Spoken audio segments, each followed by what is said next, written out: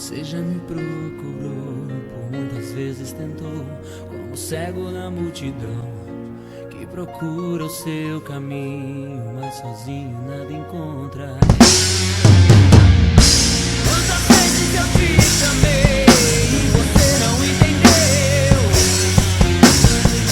Se você parasse um pouco e ouvisse a minha voz, escolhi, te busquei.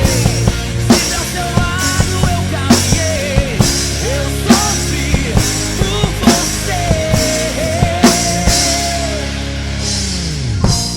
Eu te procuro e você por tantos lugares buscou, mas nunca entendeu que eu sempre estive perto de você. Eu te escolhi, quero te conquistar, te mostrar um verdadeiro amigo. Se você parar e ouvir a minha voz,